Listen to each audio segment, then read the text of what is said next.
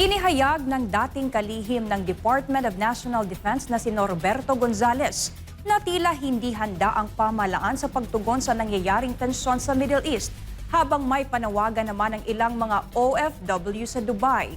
Si Almar Forzuelo sa balita. Ngayon, hindi natin alam kung ano nangyayari sa bayan natin ngayon. Mukhang hindi masyadong naasikaso. Kaya walang aksyon.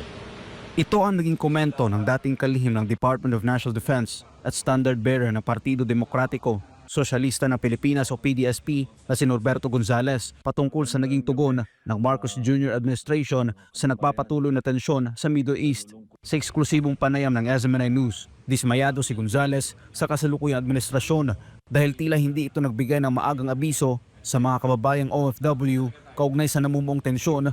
Kaya ang resulta, maraming Pilipino ngayon ang naipit sa kaguluhan at nalagay sa panganib. Oo, kasi alam mo, bago itong actual na bombings, no?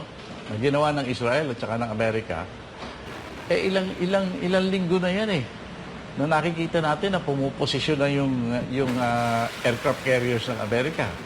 Naghahanda ang Israel. Alam ng buong mundo na may mangyayari dyan. Kaya dapat yan pinaghahandaan, lalo na tayo. Kasi ang dami nating mga kababayan sa mga lugar na yan Dapat yan, preemptive tayo Dapat nagsimula na tayo mag-prepare kaagad. Pero ewan ko lang, hindi natin nabasa sa mga news. Kaya pati sa mga social media, hindi natin nakita na naghahanda ang gobyerno natin. Kaugnay ito, nababahala naman ang ilang mga OFW. So ngayon wala akong naririnig na tulong sa government. Wala akong balita Medyo nakakatakot ngayon kasi pati ngayong umaga kasi may narinig kami mga sumasabog ngayon dito. Kaya medyo nakakatakot din ngayon lumabas. Sa ngayon wala pa. Kasabay nito, binigyan din ni Gonzales na lalo lang lumalaki ang gastos ng pamahalaan sa tuwing nahuhuli ito sa pagresponde o tumutugon sa mga problema. Importante at yung ating talagang unique na sitwasyon ng ating bansa, may mga Pilipino sa lahat ng panig ng daigdig. Kaya dapat, yun ang isa sa mga rekomendasyon ko nung kumakandidato ako. Kailangan mapagmasid tayo na gusto ko ano mga mangyayari, mga importanteng development sa buong mundo. Kasi kailangan preparasyon. Hindi tayo basta-basta kikilos. Habang nalilate ka sa reaction, lalong lumalaking gastos mo.